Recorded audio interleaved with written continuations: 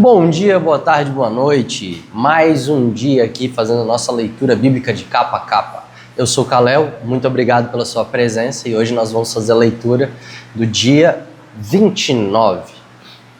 A leitura de hoje vai ser de Êxodo 29 a Êxodo 30. Então vem comigo para essa leitura de hoje. Amém?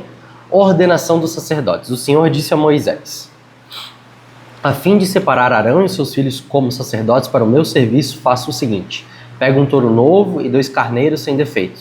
Pegue farinha de trigo e faça alguns pães com azeite e outros sem azeite, todos sem fermento. Faça também alguns pães achatados e passe azeite em cima deles. Ponha tudo isso numa cesta e ofereça a mim quando você fizer o sacrifício do touro novo e dos 2 carneiros.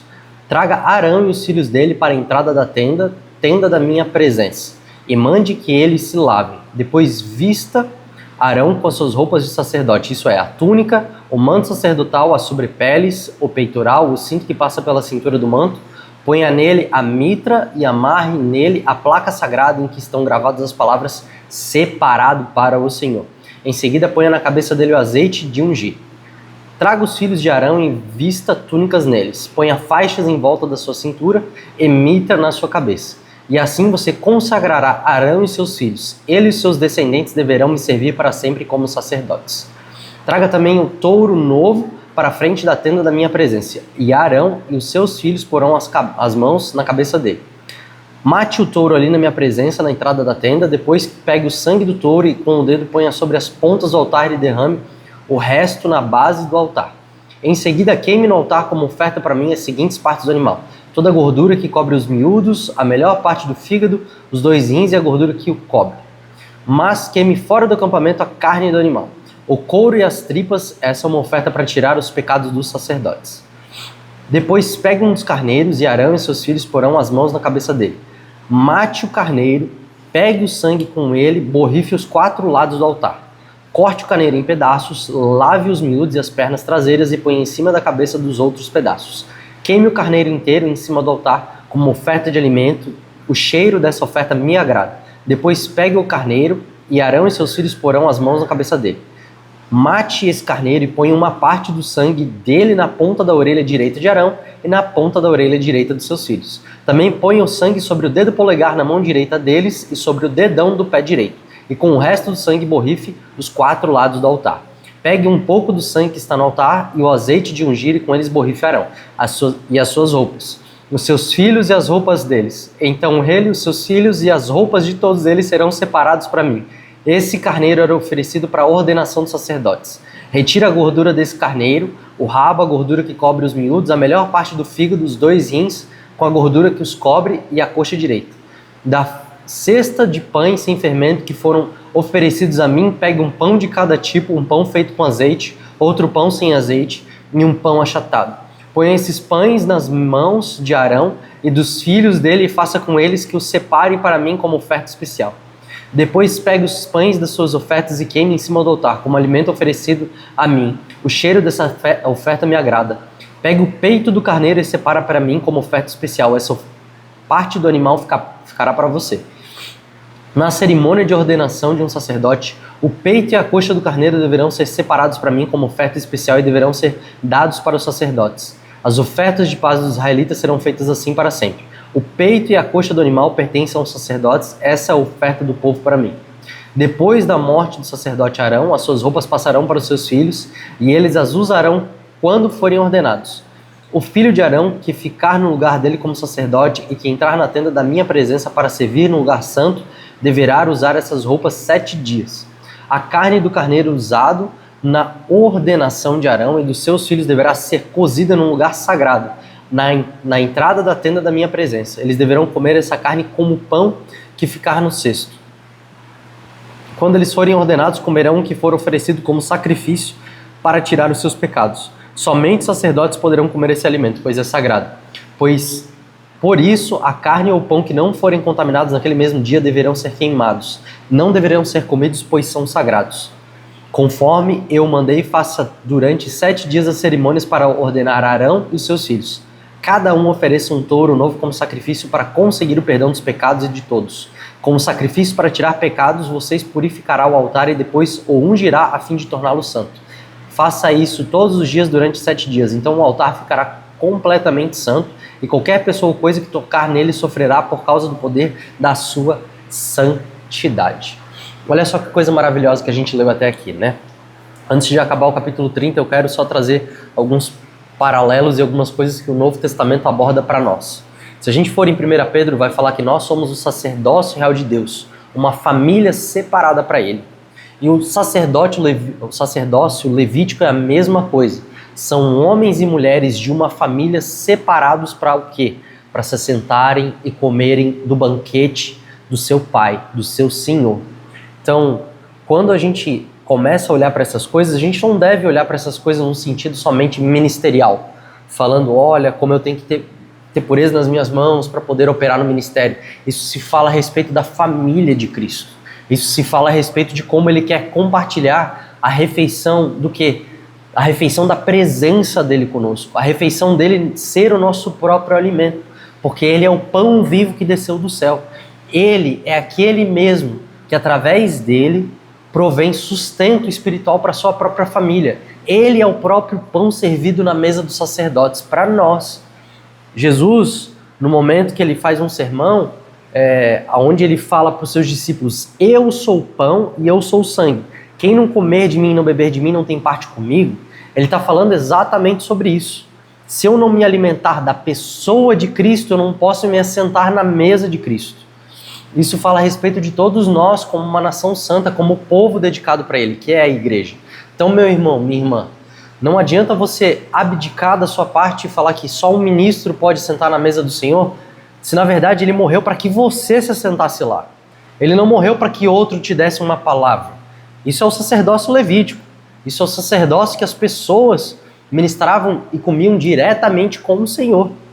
A gente tem que entender nos nossos dias que nós agora somos como todo o povo levítico, uma família inteira separada, para que nós tenhamos comunhão com Deus. E através de nós, várias e várias outras pessoas podem ser abençoadas. Amém? Isso é só um pequeno adendo a respeito dessa passagem que a gente leu até agora. Vamos continuar aqui. A oferta de todos os dias. Versículo 38 de Êxodo 29. Todos os dias e para sempre sacrifiquem 2 carneiros de um ano. Sacrifiquem um deles de manhã e o outro à tarde. Junto com o primeiro carneiro, ofereçam 1 quilo de farinha de trigo misturada com 1 litro de azeite. E como oferta, derrame 1 litro de vinho. À tarde, ofereça outro carneirinho e junto com ele a mesma quantidade de farinha, azeite e vinho, como de manhã. Esta é uma oferta de alimento trazida para mim. O Senhor e o seu cheiro me agradam. Essa oferta a ser queimada deve ser oferecida para sempre na minha presença, na entrada da tenda da minha presença. Ali eu me encontrarei com o meu povo e falarei com você. Ali me encontrarei com o povo de Israel e a minha glória fará com que esse lugar fique santo. Eu farei com que a tenda e o altar fiquem santos e separarei Arão e os seus filhos para me servirem como sacerdotes.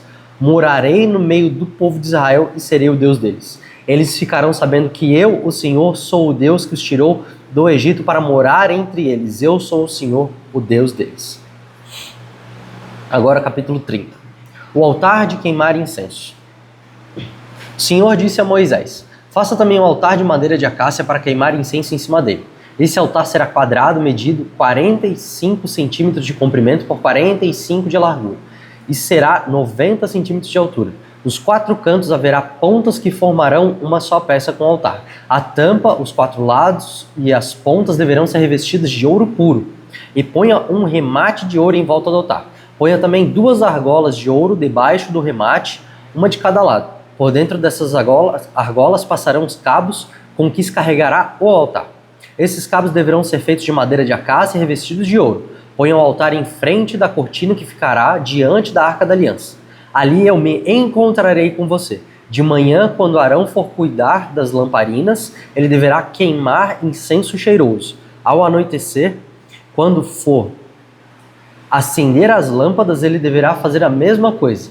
Essa oferta de incenso continuará para sempre, de geração em geração. Nesse altar não ofereçam incenso comum, nem animais, nem cereais, e não derramem ofertas de vinho sobre ele. Uma vez por ano fará uma cerimônia de purificação do altar, pondo nas 2 pontas o sangue do animal sacrificado para tirar os pecados do povo. Isso deverá ser feito para sempre, uma vez por ano. Esse altar deverá ser completamente santo, separado para mim. Uma curiosidade a respeito desse texto é que a gente pode ver que no momento da manhã, Arão deveria levar incenso e no momento da noite ele deveria acender as lâmpadas. Aqui, se a gente entender a respeito desse momento que Arão vai ter com o Senhor, a gente pode fazer um paralelo muito legal que nem aconteceu no momento enquanto o povo, que ainda está acontecendo aqui, mas enquanto o povo está caminhando pelo deserto, acontece duas coisas. O Senhor, durante o dia, ele é como se fosse uma grande nuvem que deixa o seu povo debaixo da sua cobertura para que eles não venham a estar escaldados pelo sol quente. E também a gente pode ver que à noite é o momento que o Senhor ele se faz como um fogo abrasador para aquecer as pessoas, porque durante o deserto tem temperaturas extremas. Durante o dia é quente, quente, quente, durante a noite é frio, frio, frio. E a gente pode ver um simbolismo muito legal aqui falando a respeito dessas mesmas coisas.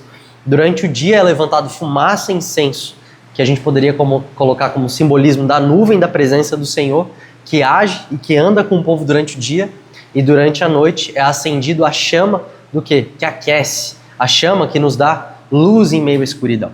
Isso é uma coisa muito interessante para a gente poder parar e prestar atenção.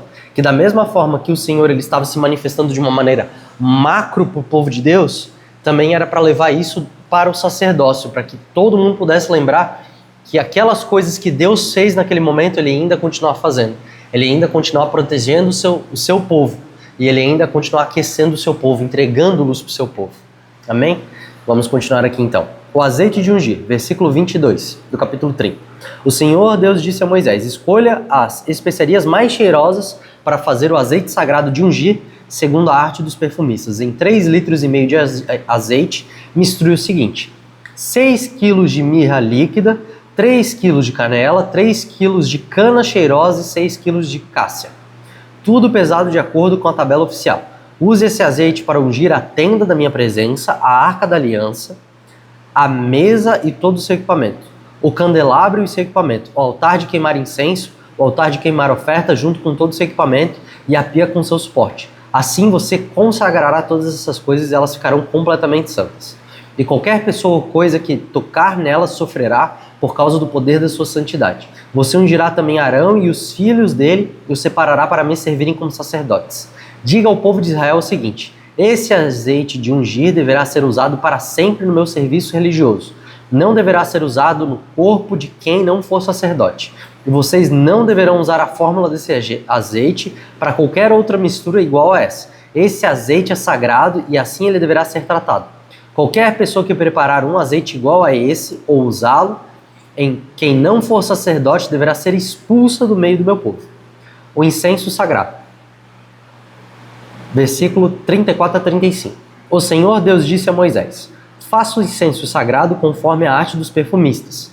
Misture em partes iguais as seguintes especiarias cheirosas: benroim, ônica, resina medicinal e incenso puro. E ponha sal a fim de conservá-lo puro e santo. Moa uma parte desse incenso até que vire um pó bem fino.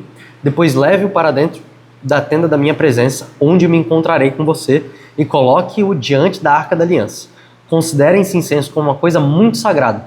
Quando fizerem incenso para vocês mesmos, não usem a fórmula do incenso sagrado. Esse incenso é uma coisa sagrada dedicada a mim. Se alguém fizer incenso igual a esse para usá-lo como perfume, deverá ser expulso do meio do meu povo.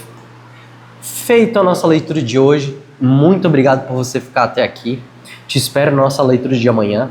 E só uma coisa para que a gente possa terminar a nossa leitura de hoje como uma curiosidade ou uma luz imaginária para tu imaginar um pouquinho a respeito do porquê que era tantos detalhes minuciosos assim. Imagina e faça um paralelo com aquilo que acontece em Cântico dos Cânticos, falando a respeito do perfume do amado que a Sulamita sentia. Imagina que quando aquele povo chegasse diante daquele templo e fechasse os olhos e sentisse aquele perfume, era para sentir como o amado, como a pessoa encarnada de Deus ali, como se fosse uma pessoa literal que estava no meio deles. Por que que deveria ser exclusivo? Porque todas as vezes que eles sentissem esse perfume, era para eles se lembrarem da pessoa de Deus de uma forma exclusiva. Aquele cheiro deveria ser uma experiência que eles teriam dizendo: existe alguém de Deus aqui, existe alguma pessoa que é um sacerdote que representa a Deus, ou eu estou num lugar onde é que Deus passa, eu estou num lugar onde é que Deus se manifesta porque eu sinto o seu perfume. Então, meu irmão e minha irmã, comece a ler a Bíblia com esse intuito de o que esse ponto está querendo me dizer. Várias outras passagens das Escrituras vão mostrar para você isso que às vezes pode estar encoberto aos seus olhos. Não é de hoje que a gente vai conseguir, simplesmente lendo a Bíblia uma única vez, enxergar tantos detalhes e tanto fascínio. Esse livro não foi feito para ser lido. Esse livro foi feito para ser saboreado. Esse livro foi feito para você nunca parar de lê-lo, porque ao contato com esse livro você é liberto do poder das trevas. Em contato com esse livro, você começa a sentir o cheiro da pessoa de Deus. Amém? Que eu possa te encontrar amanhã e que a gente possa continuar essa leitura bíblica para a honra e glória do Senhor. Em nome de Jesus.